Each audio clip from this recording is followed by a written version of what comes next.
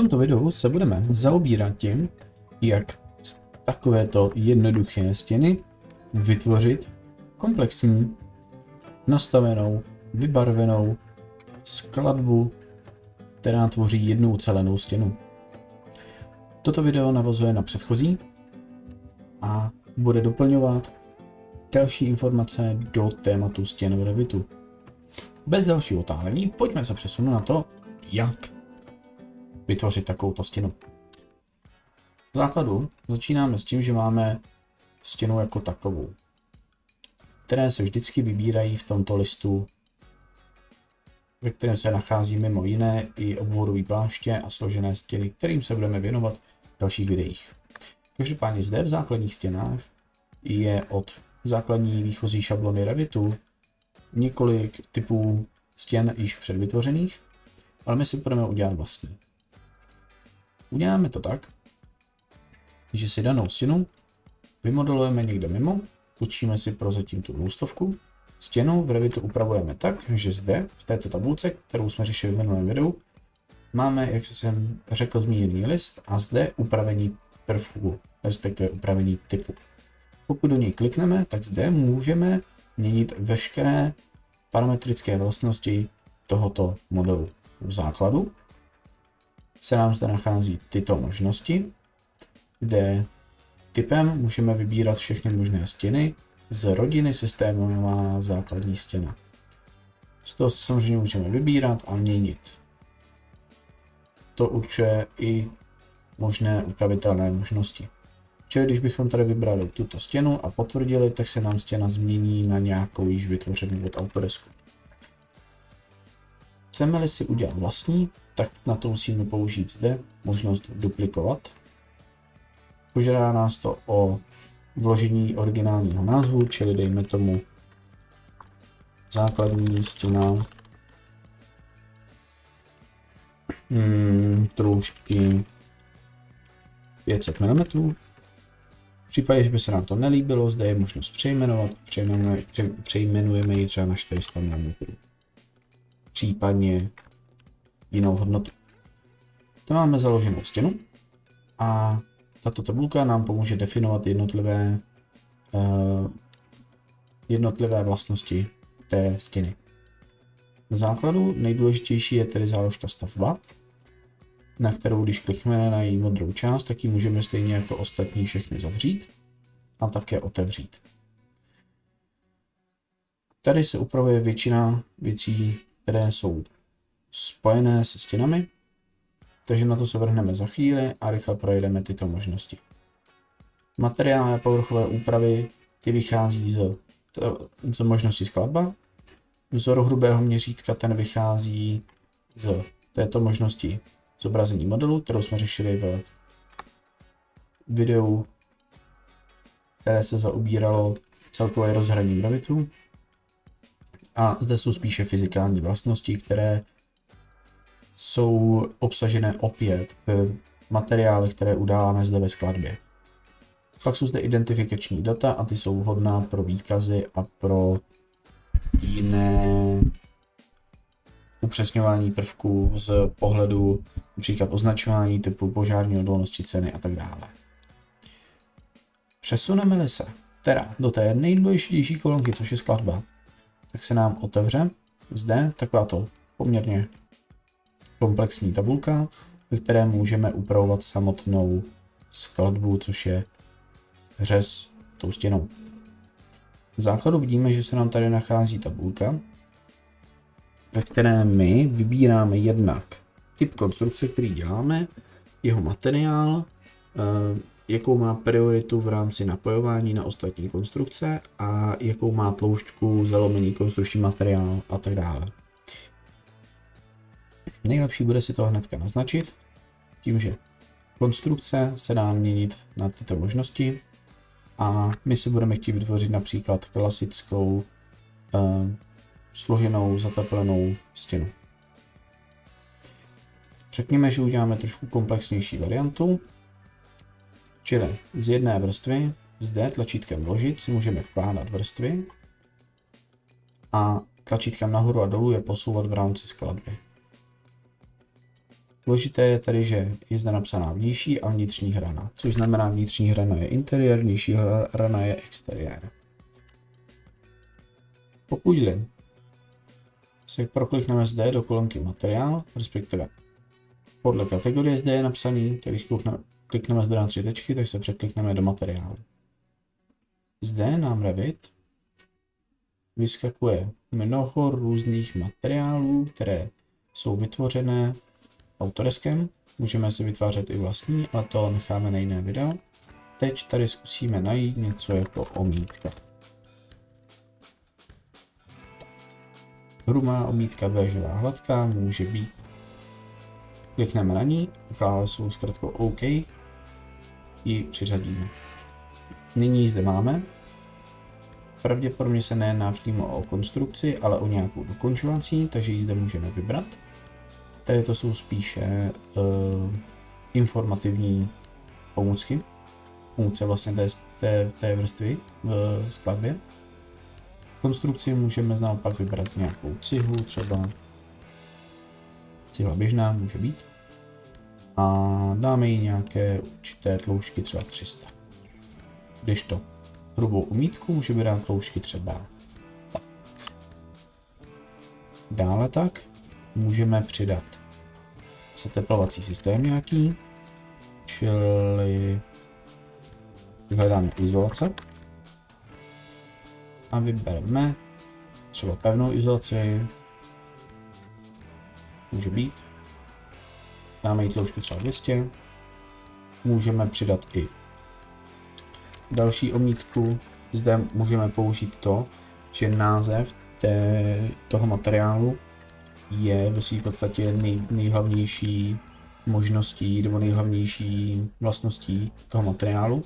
Čili když se proklikneme do té kolonky a Ctrl+A a Ctrl+C vybereme a skopírujeme název toho materiálu, tak ho ihned můžeme skopírovat do této možnosti bez toho, abychom se proklikávali do té tabulky. Celkem šikovná věc.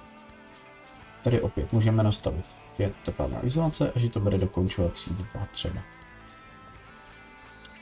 Tady vidíme, že když dáme nějakou vrstvu, jak se mi dá teďka instinktivně nad hranu nosné části a pod hranu nosné části, tak to ve své podstatě znamená, že jsme určili, že tato konstrukce cihla běžná bude nosnou částí celé konstrukce a zbytek jsou pouze doplňující nenosné části.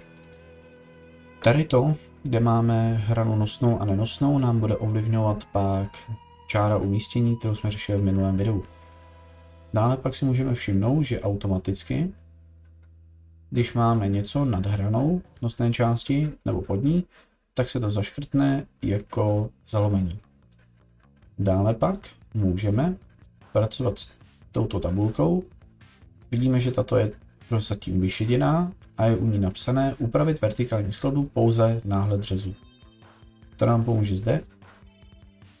Kolonka náhled, kterou když otevřeme, tak si můžeme i hned všimnout, že nám to přidá tabulku navíc, kde máme vidět naši aktuální skladbu konstrukce, která byla vytvořena v rámci tohohle nastavení. Můžeme si zde přepínat v této tabulce pohled a řez, který v této chvíli, jak vidíte, tak určuje, nebo respektive propisuje i, kterou skladbu máme vybranou. Zde můžeme tedy dělat hnedka několik změn. Pokud se naklikneme do půdorysu, tak se můžeme rozhodnout, že některé části, které jsou nastavené jako, že se budou zalamovat, řekněme, že tady se budou zalamovat omítka, že se bude zalamovat omítka vnější a vnitřní, tak můžeme nastavit, že se budou zalamovat. U vložených objektů znamená u dveří, oken a podobně. A teď na koncích, bez dveří, bez oken, prostě na konci každého úseku se bude zalamovat třeba vnější část. Počkal jsem s tím až teď, aby bylo vidět, co to zalamení vlastně znamená. Vezme to tu bílou hranu a přesunu ji jinam. A jelikož máme dva stejné materiály, tak to zkusím dát jinačí a zkusíme to nějak propsat, aby byla vidět ta změna. Tady. Tak. můžeme vidět, že vnější zalomení znamená, že to zalomí tuto část. Vnitřní zalomení naopak znamená, že to zalomí tu omítku a to je tak nějak to důležité. U vložných objektů můžeme dát oba, ale tam to bude půl na půl dělat to zalomení u dveří a u oken. To je to, jak to můžeme zatím nechat. Dále si můžeme hrát s tím, že v řezu nám přistane těchto několik možností. Mimochodem, tady se nám automaticky tvoří ten řez skladbou ve výšce, která je zde napsaná, ve vzorové výšce, kterou můžeme přepsat třeba na metr a bude se pak s tím pracovat trošku líp, protože budeme lépe vidět samotnou skladbu. Zde můžeme pak přidat určité přídavky, vybrání a podobně, které by nám trošku ještě vylepšily celkovou skladbu takové stěny, ale to necháme na jiná videa, není to k základním modelovacím potřebám důležité. Potvrdíme a vidíme, že tato tabulka, která předtím byla šedá a nevyplněná, tak se vyplnila, jelikož jednotlivé materiály mají v sobě propsané fyzikální vlastnosti, jako je součinitel prostupu tepla, tepelná kapacita a tak dále. Dále vidíme, že tyto dvě možnosti dole se nám propsaly. Každopádně, tady už je to dobře. Propsalo se nám to zalomování na oba a vnější. A zde ještě můžeme nastavit, jakou má ta skladba funkci. Jestli je to vnější stěna, vnitřní stěna, jestli jsou to základy, opěrná stěna, podbytí nebo něco takového. Jsou to spíše informativní označení pro danou skladbu. Pokud to teda vidíme úplně, tak vidíme, že se nám vytvořila stěna s materiálovými charakteristikami, které jsme my vybrali. Já tady dám lepší, tak ano, lepší měřítko, abychom to všechno krásně viděli. A s aktuální stěnou dále můžeme pracovat a ukazovat si, co jsme nastavili, dovede. Jelikož jsme neřešili zatím tu prioritu, která je poměrně důležitá, na to si zde určíme stěnu, klasickou 200. Tak, mám připravenou stěnu, která má v sobě nastavené, že jednotlivé prvky mají rozlišnou prioritu. Každý má jako jinačí číslo, které znamená, že jednička je nejvyšší priorita, pětka je nejvyšší priorita. Jednička je nejvyšší priorita, pětka je nejhorší priorita. Pokud zde napojíme tuto stěnu k ní, tak uvidíme, že nosná část té stěny, ke které patří všechny ty stěny ostatní, se propsala jako dovnitř, protože my máme v naší stěně nastavenou prioritu u konstrukce jako tu nejhorší. Když bychom dali všechny části té stěny zpátky do nosné hranice, tak uvidíme, že oni se propíšou podle té priority, že jednička jde k jedničce, trojka projde k trojce a pětka zůstane na vrchu. Můžeme to i zkusit. Jo, vidíme to tam. Čili tady tím my můžeme ovlivňovat při spojení geometrie, které konstrukce mají nad kterými konstrukcemi převahu. Pokud ale chceme dodržovat to, že některé konstrukce jsou nenosné, tak je dobré vědět, že ty nenosné části jsou prioritně ještě za těmi, které jsou dané jako konstrukční a mají nejhorší prioritu. Čili já bych musel například udělat toto,